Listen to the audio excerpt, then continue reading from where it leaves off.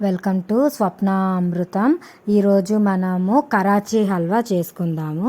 కరాచీ హల్వా చాలా టేస్టీగా ఉంటుందండి. మీరు ఒకసారి రెసిపీ ట్రై చేయండి, మీరే చెప్తారు.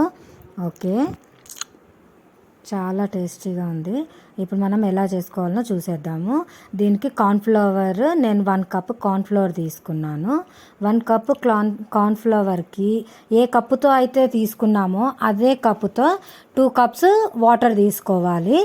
1 కప్పు మొత్తం పోసేసి బాగా గడ్డలు లేకుండా నీట్గా కలిపేసుకోవాలి. ఫస్ట్ 1 కప్ మొత్తం వాటర్ వేసి నీట్గా కలిపేసుకుందాము. నీట్గా గడ్డలు లేకుండా కలిపేసుకోవాలి. ఓకే, ఇప్పుడు నెక్స్ట్ ఇంకో కప్పు వాటర్ వేస్తున్నాను. ఫస్ట్ ఒక కప్ వేసి కలిపాను కదా, ఇప్పుడు ఇంకో కప్పు వాటర్ పోస్తున్నాను. ఇది పోసి కలిపేద్దాం ఒక్కసారి.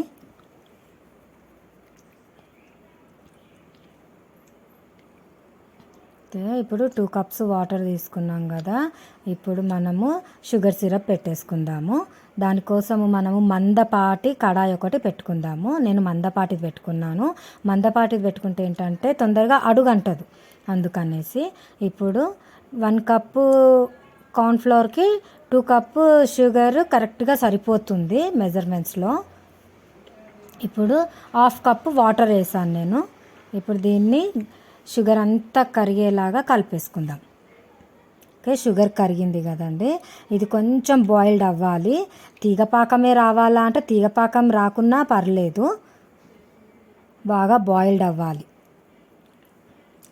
ఓకే, మంచిగా మరుగుతున్నాయి కదా షుగర్ సిరప్. చూద్దాము, కొంచెం లైట్గా తీగపాకం వచ్చేదాకా చూద్దాము. స్వీట్నెస్ పెరుగుతుంది, తీగపాకం దాకా తీసుకొస్తే స్వీట్నెస్ పెరుగుతుంది. ఇప్పుడు మనము కార్న్ఫ్లవర్ ఒకసారి కలిపేసుకుందాం, ఎందుకంటే కింద వాటర్ పైకి వచ్చేస్తుంది, కార్న్ఫ్లవర్ కిందికి వెళ్ళిపోయి ఆగిపోతుంది కదా, అందుకని అది గడ్డలు లేకుండా కలిపేసుకొని షుగర్ సిరప్లో వేసేసుకుందాం. మనం మొత్తం ఒకసారి బాగా కలిపేసుకుందాం. ఇప్పుడు షుగర్ సిరప్లో వేసేసుకుందాము. ఇది వేసాం కదా, ఇంకా కలుపుతూనే ఉండాలి, లేకపోతే గడ్డలు గడ్డలు అయిపోతుంది. చూడండి, వేస్తూనే గడ్డలు గడ్డలు అయిపోతుంది కింద. మనం బాగా కలపాలి. ఇది మొత్తం దగ్గరికి అయ్యేదాకా కలుపుతూనే ఉండాలి.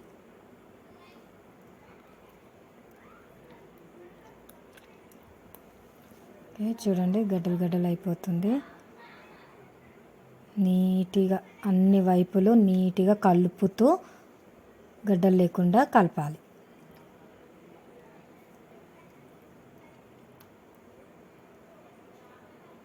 కొంచెము స్పూన్తో అట్లా మెదుగుతున్నట్టు చేసి కలపండి.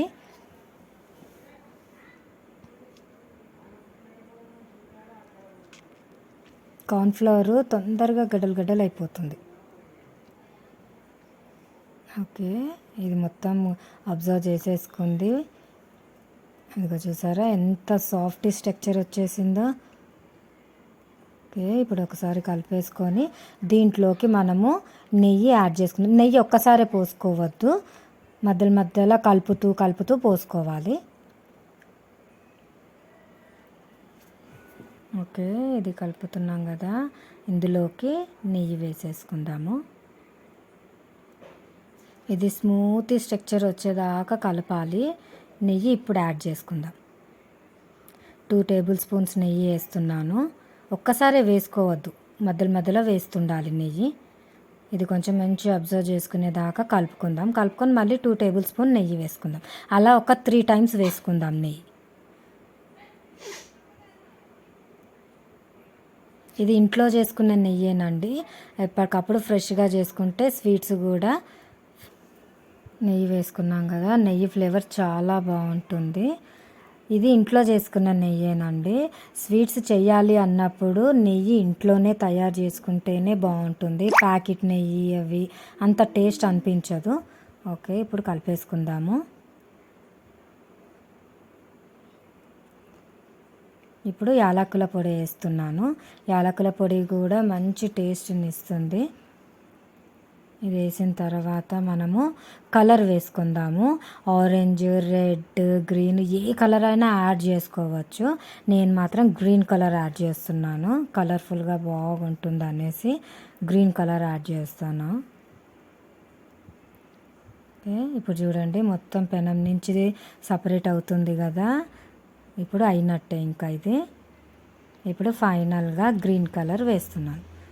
ఫుడ్ కలరే అండి, మరి ఫుడ్ కలర్ వాడద్దు అంటారు. జస్ట్ ఎప్పుడో ఒకసారి తింటే తప్పేం లేదులేండి, కొద్దిగా తింటే అయిపోతుంది. ఓకే, ఇప్పుడు మొత్తం కలిపేసుకుందాము. ఇంకా ఫైనల్గా కలర్ కూడా వేసేసాం కదా. మన దగ్గర ఏ డ్రై ఫ్రూట్స్ ఉంటే అవి పైనుంచి వేసేసుకుందాము.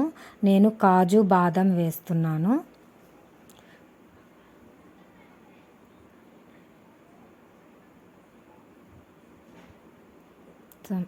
నీట్గా కలిపేసుకొని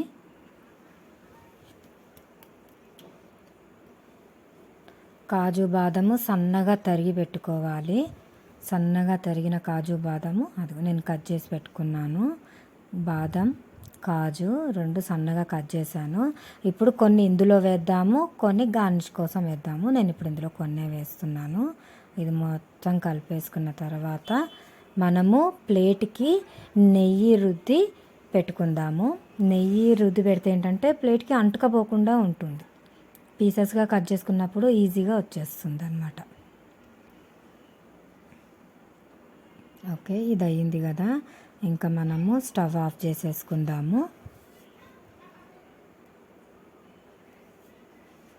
స్టవ్ ఆఫ్ చేసేసాను నేను.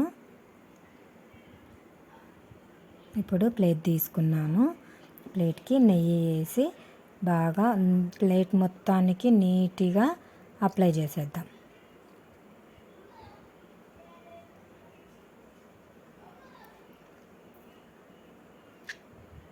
నీట్గా అంచులకు కూడా నీట్గా అప్లై చేసేద్దాం.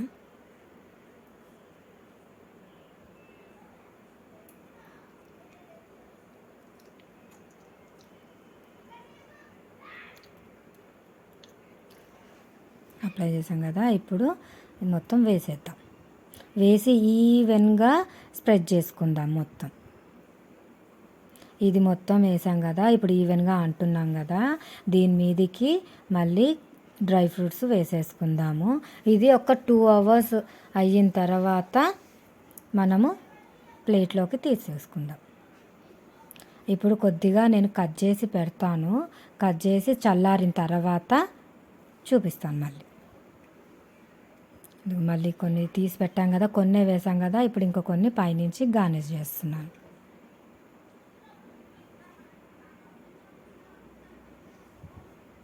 ఇప్పుడు నేను పీసెస్గా కట్ చేస్తున్నాను. ఎలాగైనా కట్ చేసుకోవచ్చు. దీన్ని ఇలాగే స్పూన్తో కూడా తినేసినా బాగుంటుంది. కాకపోతే మనం కొంచెం పిల్లలకి ఇవ్వడానికి కూడా బాగుండాలి కదా, అందుకని పీసెస్గా కట్ చేసేసుకుందాం.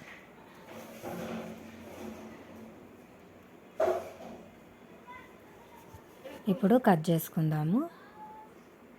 నేను బాక్స్ షేప్లో కట్ చేస్తున్నాను. ఇది కొద్దిగా చల్లారిన తర్వాత ఇప్పుడు మన కరాచీ స్వీట్ రెడీ అయిపోయింది. చాలా టేస్టీగా ఉంటుందండి. మీరు ట్రై చేసి నాకు కామెంట్స్లో చెప్పండి. Please like, share and subscribe. మరిన్ని వీడియోస్ కోసము లైక్ చేయడం మాత్రం మర్చిపోవద్దు. Thank you.